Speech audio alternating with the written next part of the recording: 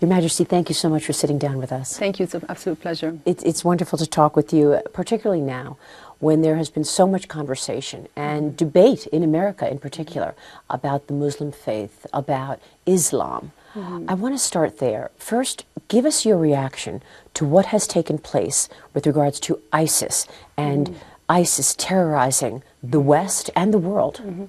Absolutely. You know, I think there's so much debate about this and so much debate about what we should call what's going on. The two things that I would like people to understand is that, first of all, Islam in no way condones the actions of these extremists. Those barbaric, savage acts that we've been seeing on TV, the public beheadings, the rape, the slavery, the mass murders, there's nothing in Islam that condones those kinds of actions. Now, I know that some people say that there are verses in the Quran that refer to violence, but I would say that there are such verses in the Bible as well. And, you know, if you take something out of context and you manipulate it to serve your agenda, and, you know, these people are not bound by any morality or any constraints, so they say whatever they want. But there really is nothing in the Holy Script that actually condones these kinds of actions. The second thing that I want people to know is that those people do not represent the 1.6 billion Muslims around the world who just want to live in peace and get on with their lives.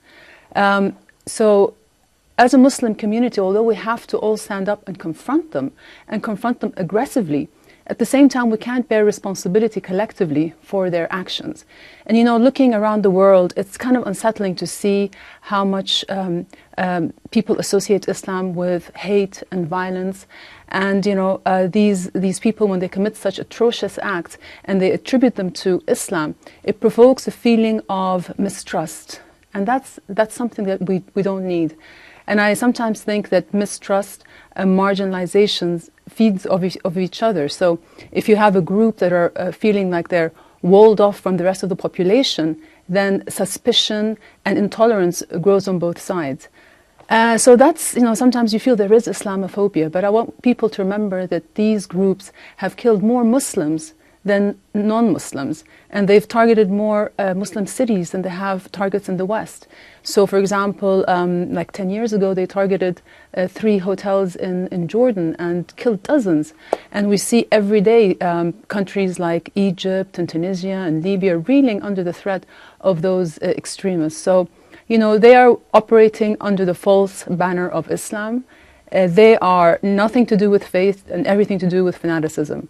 And we have to stand up and confront them. This is really important, particularly given the fact that you are now speaking out about this. I mean, hearing you speak about this is important because the entire community, the entire world needs to work together to actually push back on this, because they are hiding behind the Islam name. Absolutely, and I think to confront them, we have to identify the enemy. And the enemy are the extremists. They are our collective enemy. But that's not what they want us to think. They want to pit the West against Islam and Muslims against the rest of the world. Because for them, the more the world is divided, the more there's a chasm and a distance between us, the more space they have to maneuver. And the more ground they gain. So I think we really need to redraw the battle lines and understand that this is a battle among all of us, Christians, Muslims, Jews, against the extremists. All of us moderates who are fighting for our way of life and our values against a group of people. And this is the first time in history, you know, throughout history there have always been terrorist groups. And they've always had a fixed or defined mission or objective or purpose. This group's purpose is to destroy all of the civilized world. So they're against the entire civilized world. That's never really happened before. It's never happened before where you had such a group of non-homogeneous members. You know, they come from different nationalities, they speak different languages, they come for different reasons. The only thing that unites them is hate and violence. And it's the first time that you have a group that actually can pop up in different geographic areas. They're not contained within one country. So right now they're in Asia, Africa. They could grow and pop up somewhere else. So, so I think understanding where we draw the line, that it's all of us against them, understanding that this is a really insidious enemy and that we have to confront them in every which way. I think you said it really well just now, because it's not a country, it's a network. Exactly. So how do you fight a network? What are you doing to fight this extremism in Jordan? What would you like to see America do at this point? Well, like I said, first of all, we need to understand that we're all in this together against this group. And, us as Muslims, we also need to, stand up and speak out. So, for example, I saw a video by an American Muslim couple who were sort of distributing donuts and coffee to passers-by and inviting them to ask questions about Islam. And that's a great example of people who are proactively trying to sort of correct the misconceptions and to combat stereotypes against Islam. And we need to do more of that. We also need to understand that although we need to confront them very aggressively, militarily, in the battlefield, that this is also an ideological war. And you can't kill an idea with a bullet. The only way you can kill an idea is to propose a better one. And that is what we need to do. We need to make sure that our young people are not vulnerable to recruitment. We need to give them a sense of hope and purpose, give them a good education and an opportunity to have a fulfilling job and to participate in their future. And then they will not be vulnerable. And, because these groups, they exploit hopelessness. They live off desperation and division. And we can't give them that. Absolutely, and people need to understand that there is hope, there is promise and opportunity. Exactly. Which is why it was so important when you posted that cartoon, which I was so impressed with. You posted your own cartoon in response to a Charlie Hebdo cartoon. Yes. And the Charlie Hebdo cartoon had just a horrible shot of this young boy dead on the ground, asking what would he grow up to be, groping women. And you posted a different cartoon. Tell me what you posted and why you did that. Well, first of all, the picture of that young boy washing up on shore came to be the defining image of the human suffering of masses of Syrians who were fleeing the danger in their country. And I think it really galvanized the international emotions and attention. So when I saw that cartoon, distorting the memory of this young boy who died so tragically in a way that sort of incites prejudice, that hurts and divides people. I mean, I heard that when his father saw the cartoon, he wept. Now, is that the purpose of satire? So I kind of wanted to respond to that, and we drew a cartoon that showed that he could have become a doctor or a teacher or a loving father. And one of the reasons why I did that is because I wanted to also show that sometimes when you disagree with something, if you respond in a calm and quiet manner, it can be just as effective. There's no need to resort to violence or mass hysteria or demonstrations in the streets. Sometimes it's just effective to use the same language and a calm media to get your point through. And I just really wanted to make sure that we, again, don't incite prejudice when it comes to these issues. And actually, the online war is actually very, very, very important. And as you can see, ISIS or Daesh, they have become so adept at using the internet. And I find that really ironic because in a way, they use modern technology to propagate medieval messages.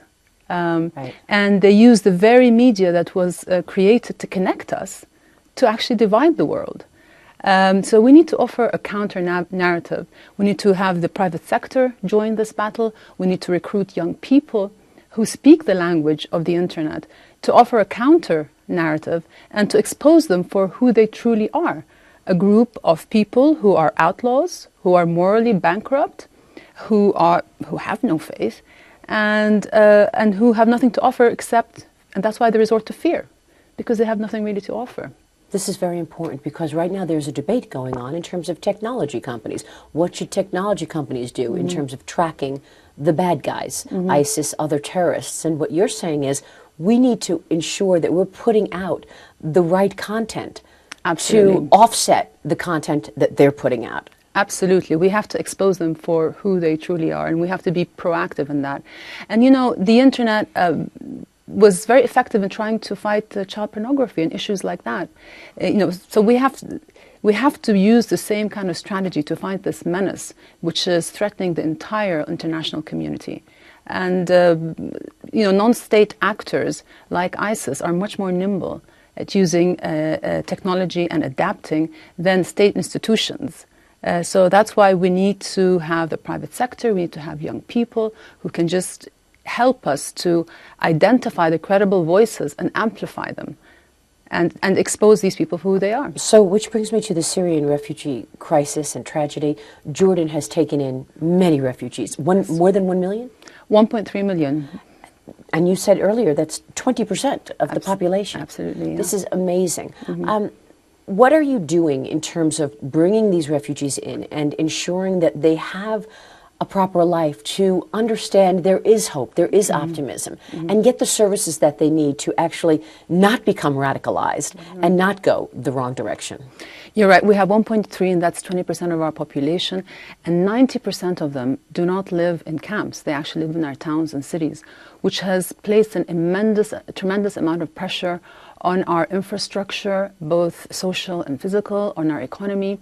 We have, like, our schools have become overcrowded, our clinics, our social services are really reaching a breaking point.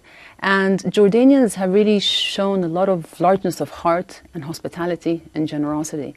But we're reaching a point now where kindness alone is not going to solve the problem, because Jordanians' patience is running thin. We don't have I think there's a misconception sometimes in the West that Jordan is a resource-rich country like the rest of the Arab nations.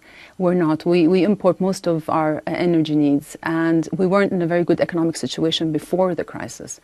Another misconception is sometimes I hear people saying that, well, yeah, you need to take them just because we share a border with them. But the way I see it, we were never involved in Syria and the crisis that led to this war. So why should we be the ones that have to be responsible for dealing with it? So we really feel that we need to solicit the support of the international community to help us deal with this crisis.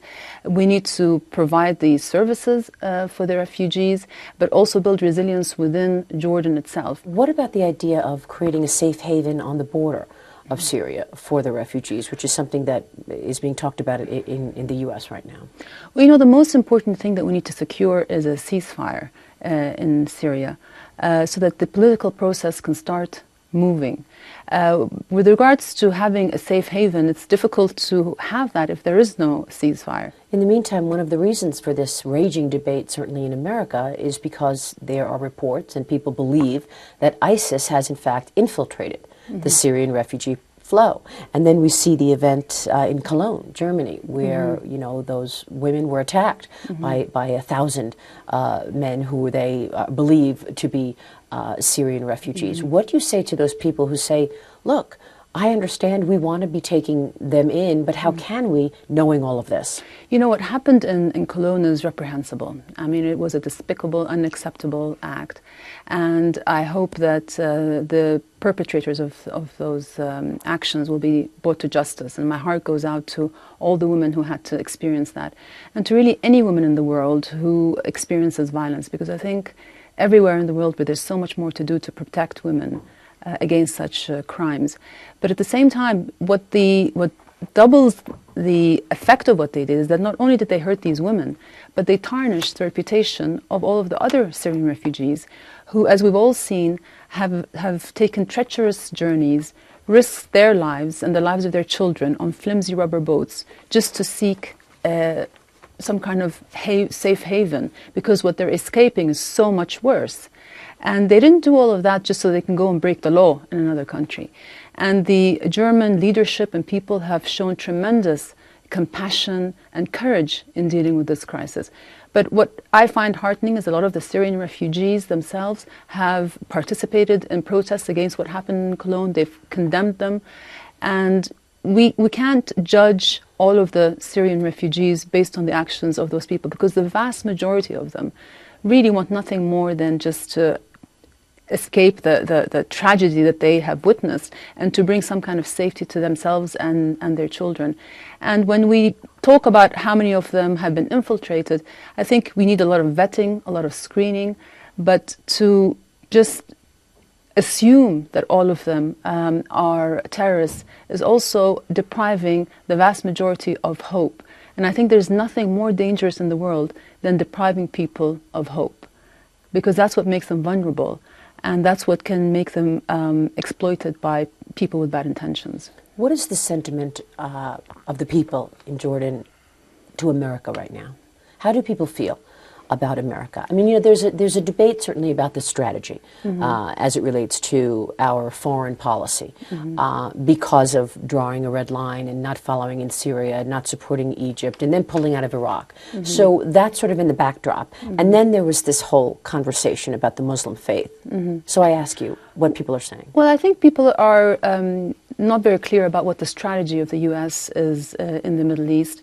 And I think the vast majority of Jordanians just feel like, you know, we need support, that we're having to shoulder this burden, this humanitarian burden, one of the worst humanitarian crises of our times. It's a truly human tragedy. And we feel that it is a crisis of such exceptional scale that it requires exceptional responses. And I think the vast majority of Jordanians would like to see more engagement from the international community to help us deal with this issue. And now it's an election year in the U.S., and I think everybody's waiting to see what's going to come out of it. And, you know, this must be personal for you. I mean, knowing that you and your family fled after the first Gulf War, right? From Kuwait. From Kuwait, right. And then settled in Amman. Yes. And you were always educated. You went to university. I mean, you are a woman of such stature. And I wonder... you're an icon, and I wonder how that plays with the people. You're empowering the people, and it's very different than what people in the U.S. and in the West understand about the Muslim faith and women. Well, I hope that people can understand that, you know, sometimes the extremist voices are the loudest, and they are the ones that end up shaping perception.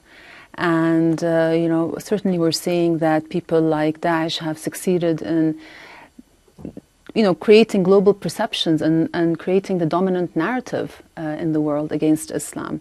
And sometimes we just have to dig a little bit deeper and realize that stereotypes aren't really the accurate picture. And for me, it's really very much about building trust between me and the Jordanian people, so that together we can change some of the things that we need to change in ourselves, and also to portray the right picture to the rest of the world of who we truly are. I think we all have a responsibility, not just myself, but each and every one of us inside of the Muslim world, to have an open and honest debate about who we really are, what we stand for, and what we stand against, and communicate that very clearly to the rest of the world. Because if we do that, I am certain that we will find that we all have so much more in common than what separates us, and that's such a huge divide between all of us and what the extremists want. Your Majesty, would you like to add anything else? Thank you. It's an absolute pleasure to be here. Thank you so much for joining us. Thank you, Maria.